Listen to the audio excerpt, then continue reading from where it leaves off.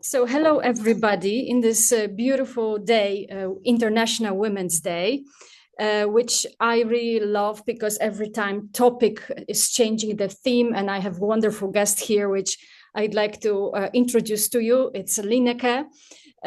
She's entrepreneur, a successful entrepreneur, but also worked previously in corporate, being successful leader. And I think this is a really great combination of becoming a leader and then independent entrepreneur. Welcome, Lineke. How are you in general? I'm doing fine. Yes, very well. I like that the weather is getting better, and Okay. great to be here.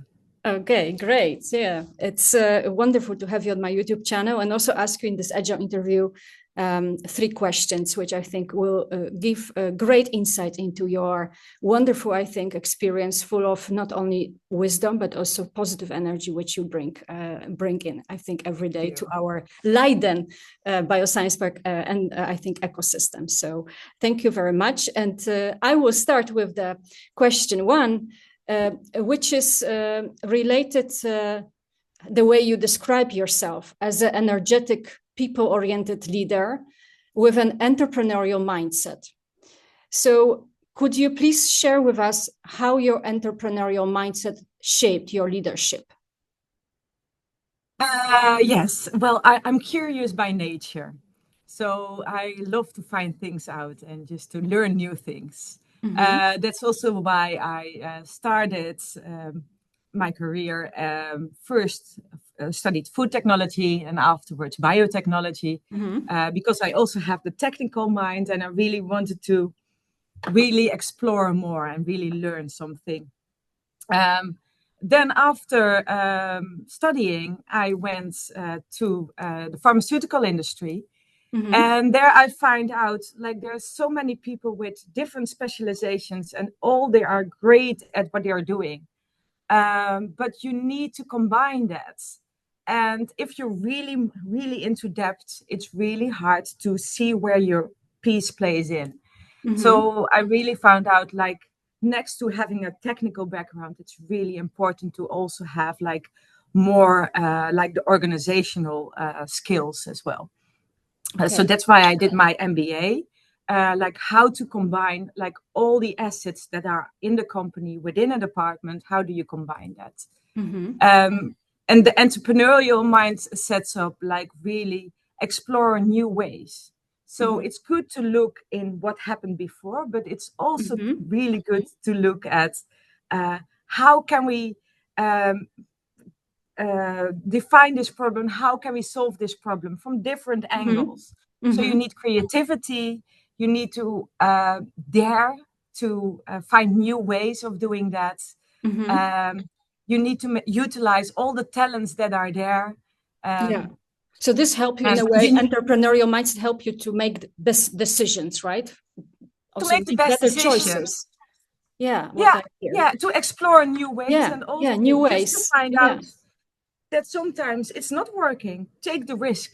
And better to make a decision rather than and find out later on that it's the wrong one. Than to not take a decision and just be risk averse. Great, thank you very much. Wonderful insights here. How this leadership influence entrepreneurship, but also on the other around. So wonderful. So coming now to the question number 2. When we met recently at the conference Leiden Bioscience Park, Future of Health, and there was a lot of discussions about, how we see future of health. But I always very interested in personal visions of entrepreneurs from Leiden Bioscience Park. So the question is related, what is your long-term vision? Long-term, I know, can be very difficult to always predict, right? A lot of things, what we see in 5-10 years. I think based on your curiosity-driven perspective, which you just shared with us, I think this can be fun for you to dive into it. So what is your long-term vision on future of health? And I would add to also life sciences. I understand. It's really nice also to dream and to really think that what can happen in the future, because we are part of it and we can shape the future as well. If we really look holistically, I think, well, we need to look more holistically at health as a total. So not only from the pharmaceutical point, but at like health as a total. So what food do we eat? The mental health. So well-being, that's what you mean, well-being also. Well-being as a total. And look at preventive. What can we do to prevent getting sick instead of like how we are now seeing like pharmaceutical industry is like, how can we solve a disease? No, how can we prevent people getting sick in total? And that's much broader than looking at cure for diseases, but that's also like our way. What do we eat? What is our mental state of mind? So how can we work much broader together and getting all the different specialties within? When you talk about this, it sounds like preventive medicine. So not per se only focus on curing, but also investing, also financially. That's also right. Wish to investors, which might listen to us from my channel, hopefully, to also invest in the sector of preventive medicine, innovation. Exactly. And what we need for that and what we can do is like we need to look at collaborations. Yes, I love this because I'm like always busy with collaborating and collaborative projects. Yes. I love that. And I really think so we have to look at collaborations much bigger and broader than we do now. Just to explore like new fields that are not that are unexplored right now. So you talk about more interdisciplinary fields, not necessarily related to each other. Yes, how can we learn from each other? And I see on another basis, what I really think is going to help is what we already see is the digital transformation. And with the digital transformation, we need to collaborate as well. So we are more forced to collaborate to how do we gather data from all different perspectives? What we see now, like on a smaller scale, like within two companies or within two sides of a company, and then on a smaller scale within two departments. There's two. Every department has their own goal. Yes, but it's not looking at the bigger goal above.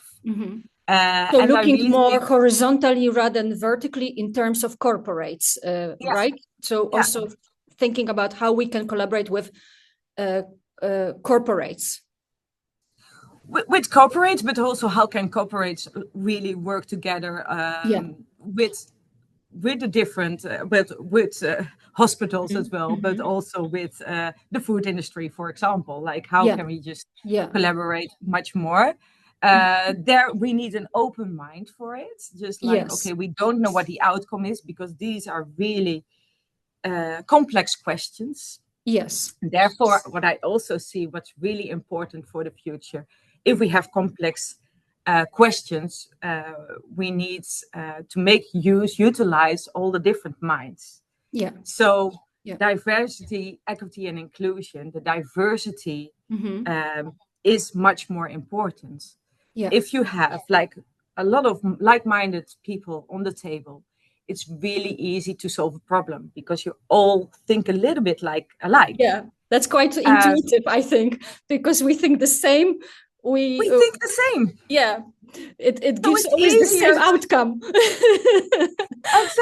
Exactly. And you agree because like you have the same technical background, because you have the same cultural background. It's much easier to find each other and to get to a solution. Okay, this is the problem, then this is the solution. But our problems getting more complex. So our solutions are also not that easy. Therefore, with a diverse group of people who asking questions, who have like a different kind of perspective on things, you also get a much more solid solution. But it will take longer to get there. It will take longer. So of course, for industry, time matters, but we have to take this time challenge. It's worth it. Yes, It's worth it. it's worth it. Yes. But we need to know on forehand that we have to invest more time in talking to each other to fully understand the different perspectives. Yeah. So we can't say like, okay, we take the same format as we always do. We go sit on the table, one conversation. It's always the same and template, and it's always the same scheme of thinking. And that requires, that's what you said nicely also, because I'm also as a coach involved in the process. The process is the proof. Which means some colleagues American talk many times the effort we make, you make, the road you go, the journey you are on. That's what matters, not the final goal. But what you also say, that we need to also understand each other and take time for processing it, because it's understanding other people, especially from other backgrounds, may require, I see, not always quick understanding, right? It doesn't happen quick sometimes. These people have to process it because they're not used to think this way. So exactly. Very, very, very nice. Thank you very much for sharing this. This is definitely a very interesting, I think, direction, which I really like to proceed to. Yeah. So the question number 3 is now addressing hopefully the bright future, bright or brighter, I would say, for young emerging female leaders, because it's always, because the future belongs to them, basically, right? They will be the ones which will be the key decision makers and be our followers, hopefully, or bringing new visions. So what do you think, in which ways the change management could empower these young emerging female leaders? And could you please share with us perhaps 3 top tips, if you have it in mind? What I think is find the power within yourself. So I really think it is worth for everyone to first explore yourself. What is important for you? So what are your own values? What are your own beliefs? What is your core? What is your core? Yes. Then also, what are your unique talents? What do you stand for? What do you get energy from? So that's number 2. And number 3 is, what are your targets in life? What is your objective? What do you want to achieve? And with self-exploration, knowing where you stand, you'll find your authentic self. So there's no one size fits all, and for everyone gets different answers out of it. But seeing yourself for what you're worth, seeing what your core values are. So you should not be just follower, right, of previous authority or leaders, figure leaders, but you should, that's what you say, discover your authenticity in this leadership. Find your authenticity. And it's good to look at people around you that inspire you, and you really think, okay, this is an aspect of something I really want to be myself. One aspect, but you can't be somebody else. You're yourself, and finding your true self really helps, like being authentic. But also gives you a compass of making the right choices in your career as well. Do I still get energy from what I'm doing? Do I do what I love? It's very important. Does it fit with my values? It's very important that you keep asking this question, what I get energy from, and keep asking this during this process, because it's, again, that's not something which happens from day 1 to day 2, but it takes time too, right? To discuss. Yes, and it can also develop over time. So what gives you energy 10 years ago maybe doesn't give you the energy right now. So and instead of like focusing on what happens around you, is just like focusing and spending time in finding that out, because sometimes it's not very clear, but finding your own compass also helps to see talents within other people. I will put it in the comments. I will put in the comments, finding your inner compass. I really love it. Thank you for sharing this expression. Thank you, because this also helps me. It's good to look at people around me, but really finding like, okay, this is how I can contribute. This is what is just really in my nature, rather than, Mhm. okay, I have to be a certain way in order to get where I want to go. Yeah.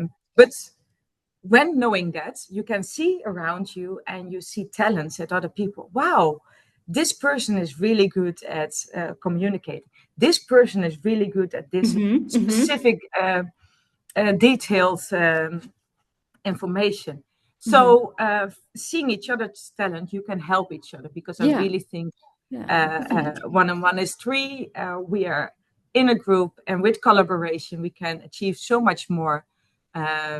And we can only do that by seeing each other's talents as well. Yeah, I see that it could beautifully even be summarized like what you've seen, also looking at yourself, but also at other people around, taking observations, which brings, in a way, by doing this both activities, it brings this strong, wonderful theme of IWD, so International Women's Day, which is accelerate action, which is encouraging this collective effort, driving meaningful change for yourself also, right? As a collective, but also for yourself by being this kind of compass. So I think that could be beautiful conclusion, if you agree with me.